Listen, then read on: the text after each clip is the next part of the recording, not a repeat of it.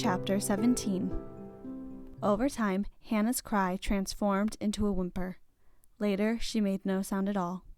She sat in silence, her energy drained, her mind devoid of all thought and emotion. Her arms and legs pulsed, sore from attempting to fight the strength of the rope binding her to the chair, the corset from her dress an added detriment. Hannah closed her eyes. All hope was lost. She would meet the same end as the king, assassinated in cold blood by the Reaper. Any moment he would arrive and take her life. Her nightmares would enter reality. It would all end. Hannah seemed not too afraid of the thought of death. After all, days before she knew it was coming. Unfortunately, the mood of the celebration tricked her into a false sense of security, while the darkness veiled her the entire time. She knew the mystery of the royal advisor's location to be a bad omen, but she dismissed it, his absence of no consequence to her. Hannah could feel nothing but regret. She hoped and prayed her mother and Van had gotten away, that the Reaper had not yet gotten to them. The shadows in the room shifted. Hannah felt the tears collect in her eyes, then start their journey down her face. She shakily exhaled. "It is a shame we must meet again in this way," the altered voice said. Hannah almost believed she heard sympathy slip through, but the thought quickly disappeared in her fear. She bit her lip and squeezed her eyes shut, hoping her inevitable death would be quick and painless. The steps of the Reaper, though quiet, moved toward Hannah. She could feel the shift in the air, her entire body beginning to feel dizzy and unstable. "You're not going to scream? Cry out? Beg for mercy?" the Reaper asked, his forcibly altered voice cracking to what Hannah assumed may be his real voice. "No," Hannah murmured, her eyes still closed. She focused on her breathing, hoping it would distract her from the situation at hand. "You know who sent me, yes?" Hannah nodded, which appeared more like her head bobbing from dizziness. She felt the mass step in front of her, the shift in air suggesting the man knelt to be face level. She heard his onyx cloak rustle on the ground as he descended to look at her. Her entire body shook, her concentration set on staying as still as possible, but failing. The room went silent for a moment. Hannah was unsure if her brain had not realized she was dead or if the Reaper was prolonging his task to torture her mind. Hannah could feel his eyes watching her. In that moment, she heard footsteps behind her. Her body jerked. Hannah's head darted up from looking at her lap, her eyes shooting open. Her instincts were correct. The man in the onyx cloak knelt in front of her. Her heart raced, trying to escape from her chest. Her breathing, which she had concentrated to a calm pace, grew erratic. The tears streamed from her face, the shock of seeing the reality with her eyes hitting her. As she opened her mouth to plead with the Reaper, she felt a warm sensation against her hands. They had been tied behind her back by the guards, but the ropes loosened and fell to the ground as the stranger untied the knots. Hannah stared into the shadow under the hood of the cloaked Reaper in front of her. Her eyes moved to his hands, which she noticed were shaking. "You look so beautiful in that dress," he shakily whispered, his words sounding full of emotion. The Reaper slid back his hood, and tears filled her eyes, though not for the same reason as before. "Dad!" she cried, throwing her sore hands and arms about him. Hannah wrapped her arms tightly around her father, nothing but relief and joy felt in that moment. Her legs, still restrained, prevented her from leaping out of her chair in pure delight. As Hannah embraced him, she could feel his entire body quivering. Tears streamed down the two's faces, for they knew their cheerful reunion would be short-lived. The hands that had undone her own start work on her legs, which were bound to the legs of the chair. She pulled away from her father and saw the familiar ruby cloak of Seer. She smiled, him not noticing, but rather focusing on freeing her. Her eyes returned to her father, who appeared so familiar in sight, yet so foreign in her mind. It was as if she recognized him from a dream and not reality. Hannah had much to say, but the words couldn't find their way. "You grew up into a lovely woman, and I missed almost every moment of it," her father murmured. Seer finished untying Hannah's feet and backed away. Her father took up her hands in his own shaky, dry hands. "I apologize for abandoning my fatherly duties. I hope you can find it in your heart to forgive me." "Dad," Hannah whispered, She tightened her grip in a loving manner and shared a warm smile. I've missed you so much, and I know Ma and Van feel the same way, even if Ma seems aggravated and upset at times. She loves you. We all do. Though I imagine this won't be easy to explain. Her father anxiously chuckled, and the two stood up. Her father readjusted his onyx cloak, Hannah readjusting her dress, their habits proving how similar father and daughter truly were. Speaking of your mother and brother, do you have any idea where they may be? Her father asked. I was hoping you had seen them. Well, actually, a few moments ago, I was hoping you hadn't seen them at all.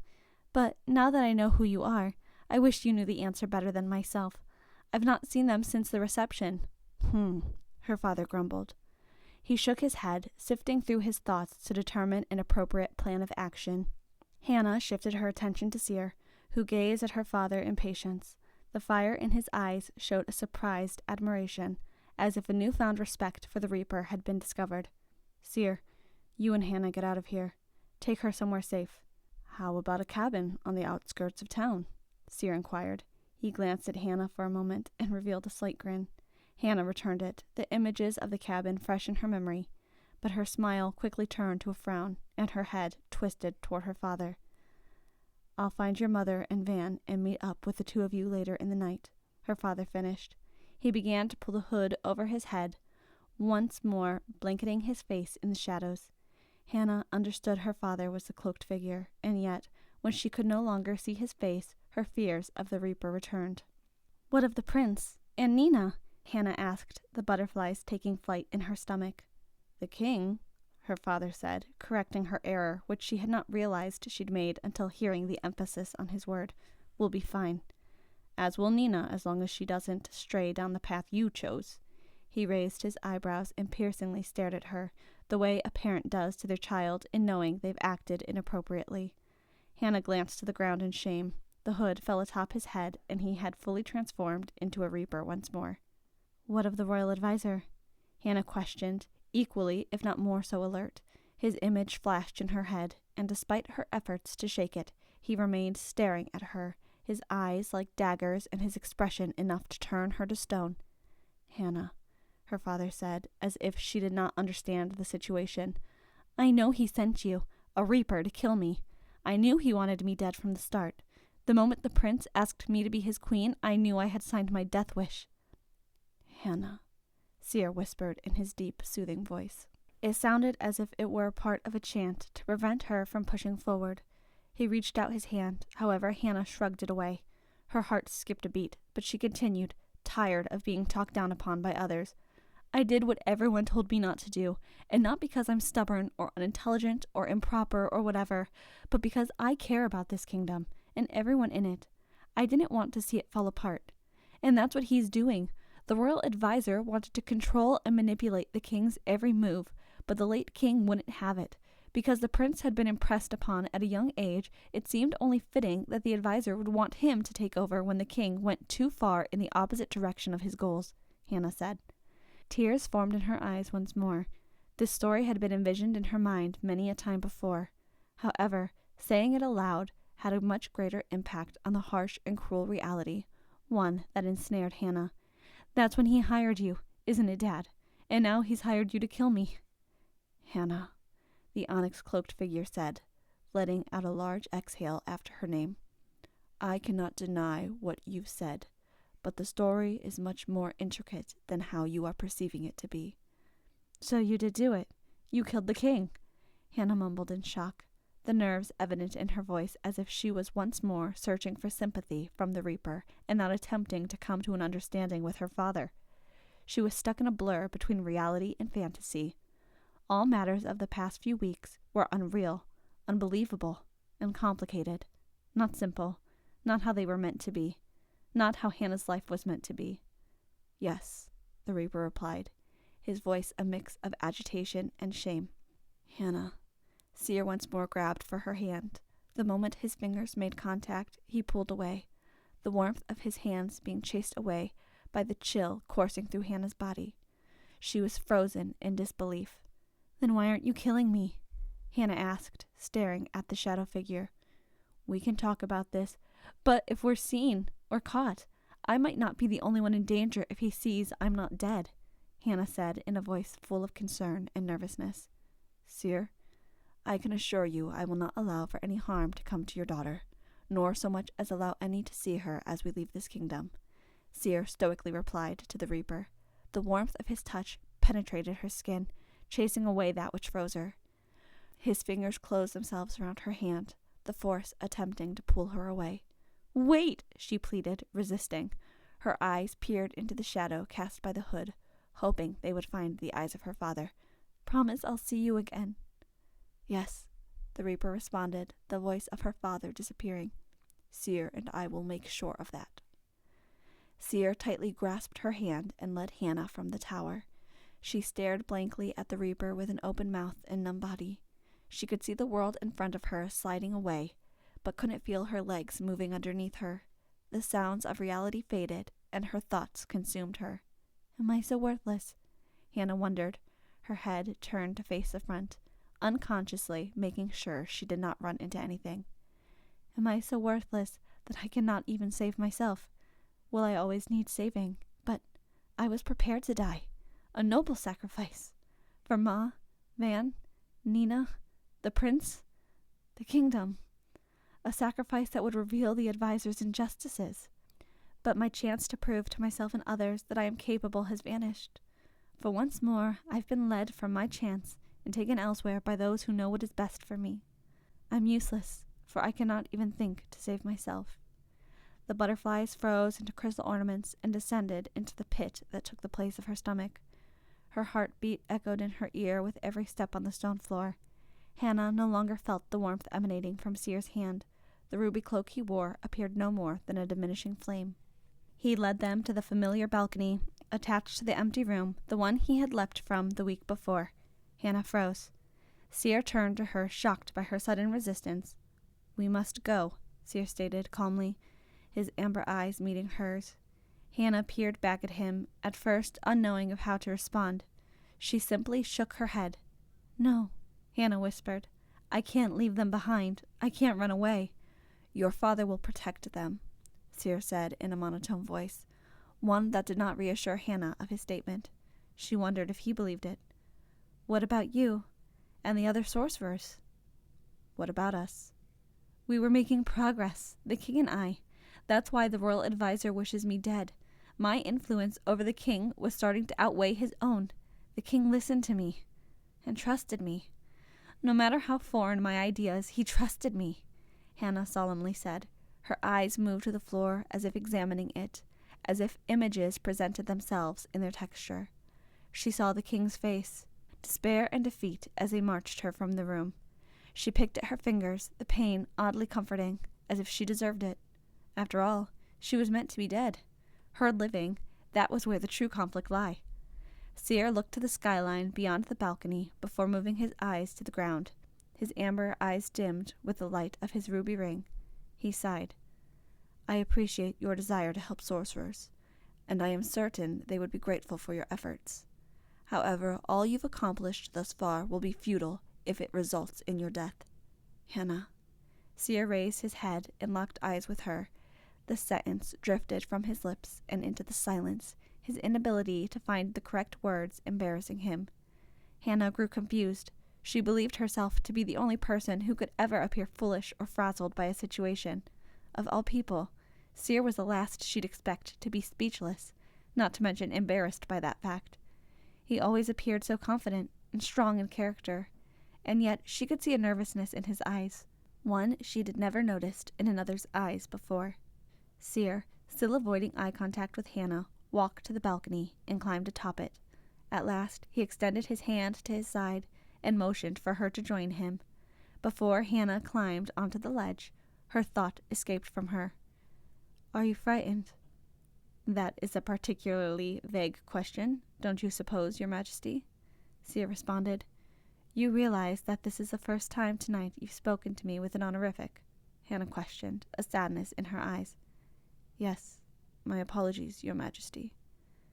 You can call me Hannah. I may be queen, but I don't feel much like it. Hannah swung her leg to the side and, with the help of her hands, pushed herself on top of the balcony ledge.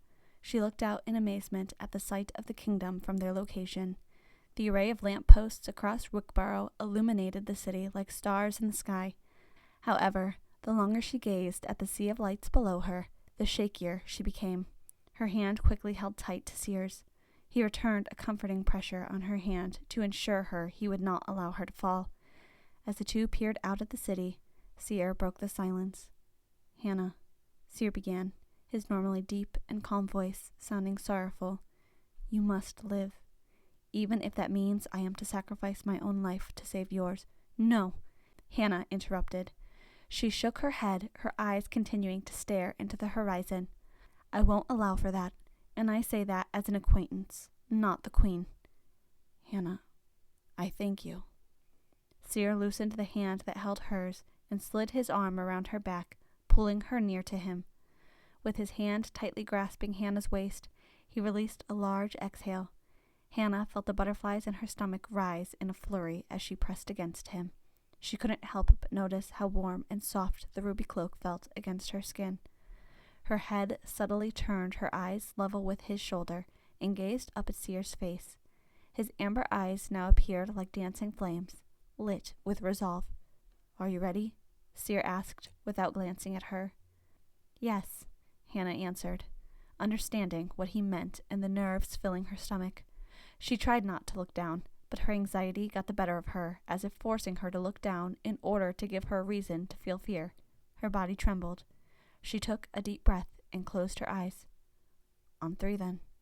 1, 2, 3. The pair jumped from the balcony, falling straight down toward the earth below.